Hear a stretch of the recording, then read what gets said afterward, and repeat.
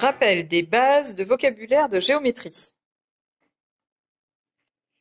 Tout d'abord, le point. Le point est la plus petite unité géométrique que nous allons étudier. En géométrie, nous allons faire de nombreux tracés et donc le point sera le plus petit tracé. Il indique une position précise et donc n'a ni longueur, ni largeur, ni épaisseur.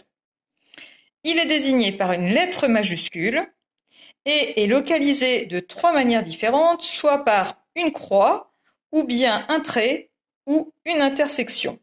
Donc, je vais maintenant illustrer ce que je viens de vous expliquer. Si l'on vous demande de repérer un point A, par exemple, eh bien, vous allez donc tracer une croix. Le point se situe exactement ici à l'intersection.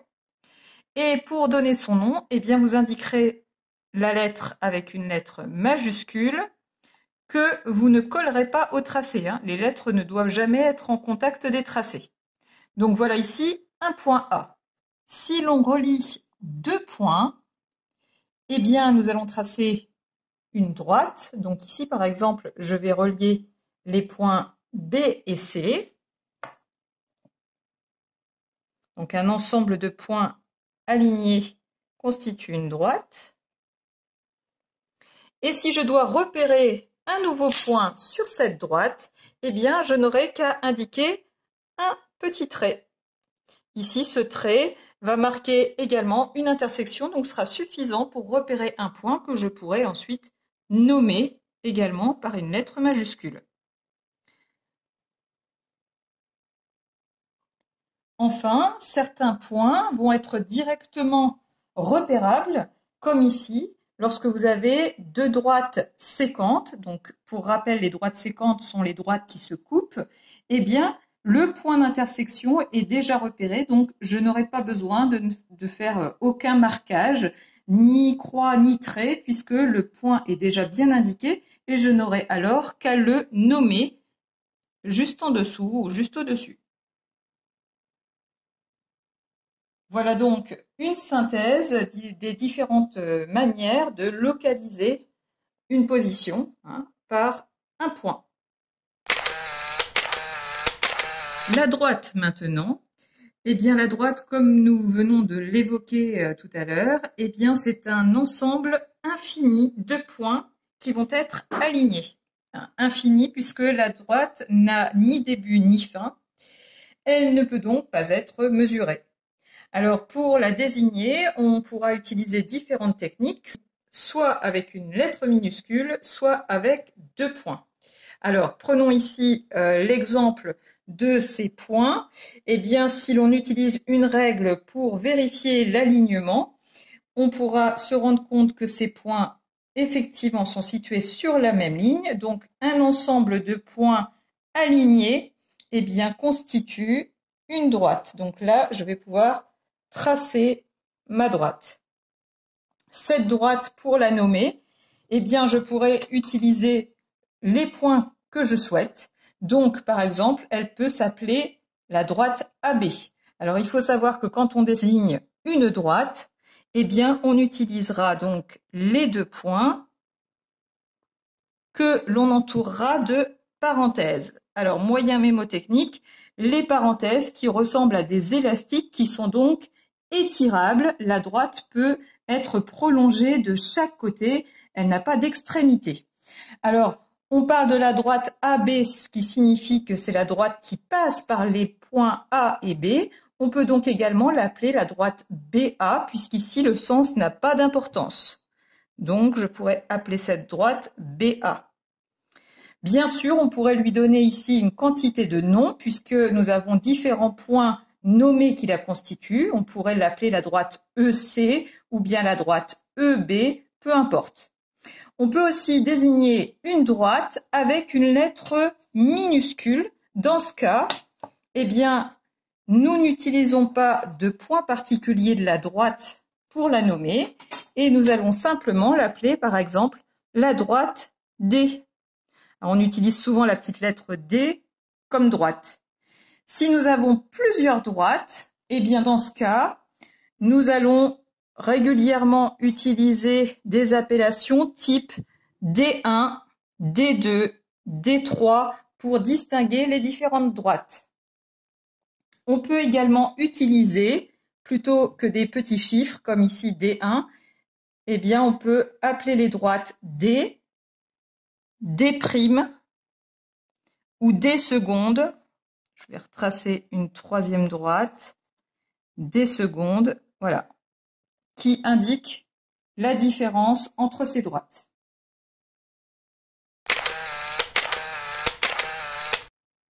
Le segment maintenant, eh bien le segment c'est une partie de droite qui est délimitée cette fois par 2 points. Donc ces 2 points, nous les appellerons extrémités. Pour désigner ce segment, eh bien on utilisera justement ces 2 points pour donner un nom. Et cette fois-ci, comme le segment est délimité, eh bien nous pourrons le mesurer. Alors prenons ici comme exemple une droite D1. Comme je l'ai indiqué tout à l'heure, eh bien pour positionner des points, il suffit lorsqu'on a une droite, eh bien de placer des traits. Donc ici, je peux positionner par exemple un point R et ici un point S. Eh bien ces 2 points délimitent une portion de notre droite qui est donc un segment. Donc ici, je représente en rouge le segment. Donc ce segment, comme je l'indiquais, eh bien, va être appelé segment RS. Alors cette fois-ci, avec non pas des parenthèses, mais des crochets, donc des crochets qui ressemblent à un mur. Donc cette fois-ci, eh bien, la portion est limitée, elle ne pourra pas s'étendre. Le segment ne peut pas se prolonger puisqu'il a une longueur définie. Donc on peut l'appeler le segment RS ou bien le segment SR. Mais cette fois, eh bien, il n'a que 2 dénominations. Lorsqu'on veut mesurer un segment, il suffit de positionner sa règle ici sur l'une des extrémités, puis de mesurer à l'autre extrémité. Donc ici, par exemple, le segment RS mesure 13 cm et 6 mm, ou bien 136 mm. Rappelez-vous pour les élèves qui sont en menuiserie ou en métallerie que les mesures en atelier se font toujours en millimètres.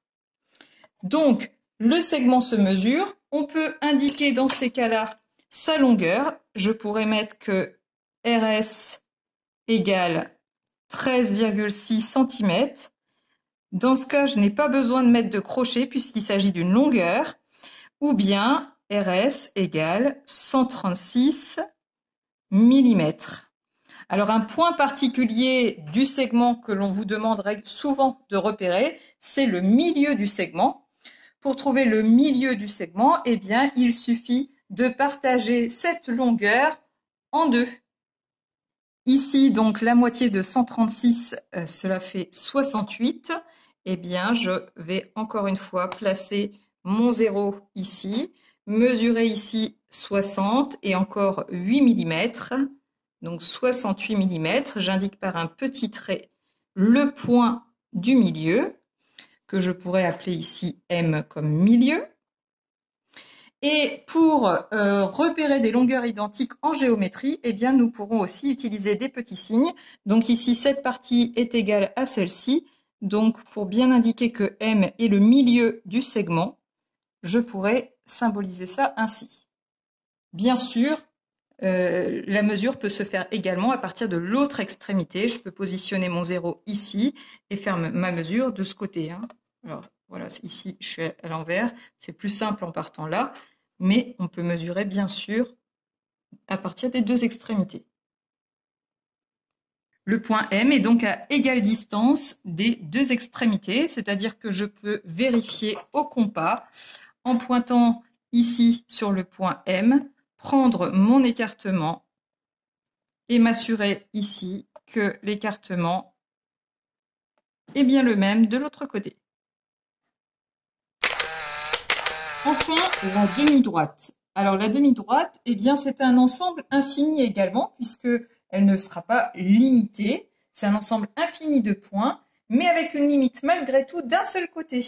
Et cette limite, on l'appellera l'origine.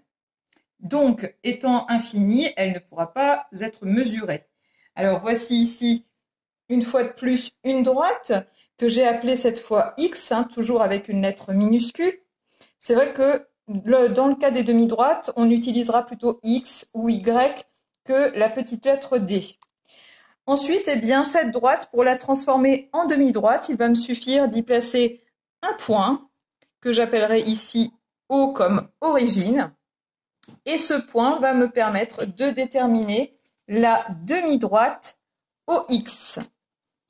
Donc, limitée d'un côté par le point O et illimitée de l'autre avec la direction indiquée par X. Alors, il existe deux types de demi-droites, des demi-droites ouvertes et des demi-droites fermées. Si le point O fait partie de la demi-droite, il s'agit d'une demi-droite fermée. Si au contraire le point O est exclu, ce sera une demi-droite ouverte. Alors, dans la dénomination de cette demi-droite, eh bien, je l'appellerai la demi-droite OX, avec ici un crochet comme tout à l'heure pour le segment qui nous indique bien une limite. Le crochet va vers le haut, donc indique que le point O est inclus dans la demi-droite. Comme tout à l'heure, les points R et S étaient inclus dans le segment. Et ici X, avec cette fois de ce côté, une parenthèse pour indiquer que, encore une fois, elle peut être étirée de ce côté, prolongée. La droite peut être prolongée, elle est illimitée.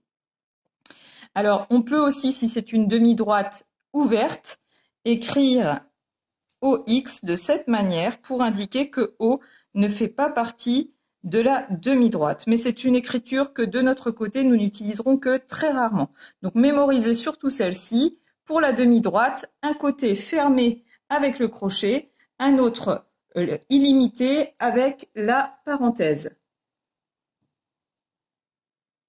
Donc voilà pour le rappel de l'ensemble du vocabulaire à bien maîtriser. Donc je rappelle l'ensemble des termes, le point, la droite, le segment avec son milieu et la demi-droite.